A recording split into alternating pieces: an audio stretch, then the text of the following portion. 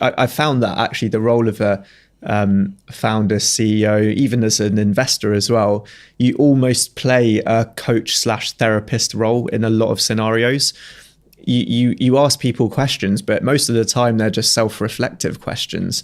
And most of the time people do know the answer to their own questions, but they'll come up with reasons as to why it's not the reality. But deep down, most people who are in touch with who they are and what they know underneath do know the real reasons as to why they do what they do. So I found that actually I'm probably less of a, dictator CEO than maybe I used to be. And maybe that wasn't a good thing back then. And I hope that I've learned to become more of a listener CEO, someone that asks the right questions whilst also having opinions.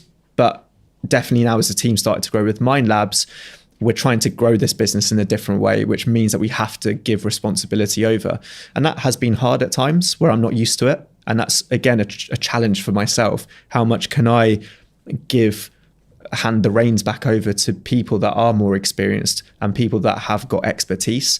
And that is my next that's the next learning that I have to do for myself. Yeah, I think it's really good to have that level of self-awareness about what your leadership style is, how it's changed, and also what's needed for the business if you want to move at the pace that you do want to move at. I was similar at the start of WOW, so 4 years ago. It just wasn't pleasant to work with. I thought my way was the only way and it had to be like that, and it just wasn't pleasant. And I got feedback from the team. I learned from some of our clients who I did it in a really good way.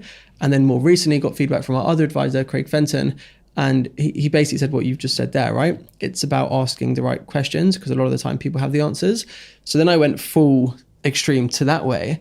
And then very recently a colleague was asking me something and I was kind of asking questions back. I could see it just got a bit annoying and I was like, do you want an answer from me? I can give you an answer. I'm trying to help you think, but I can also just give you an answer. And they were just like, yeah, I'd appreciate an answer. And I was like, cool, do this. So it's like also learning when you need to kind of ask the questions and also when something is a little bit more time sensitive and urgent and you need to just give the answer and then.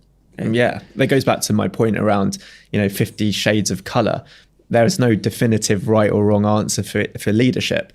Leadership, you do a bit of this and a bit of that. Sometimes you have to be, firm, authoritative and give an answer because there are people that just need a direction. Other times you let people find that direction themselves. And there's just maybe that's what I've found having consumed basically the whole of startup Twitter, is there is still no right answer. It doesn't exist. You work to how you are as a person and how your team are as people.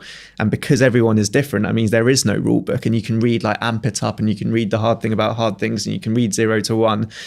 They work very well for those people, but they might not necessarily work for you. And that's the learning experience. You have to find what works for you. Otherwise, you'll always be comparing yourself to someone else.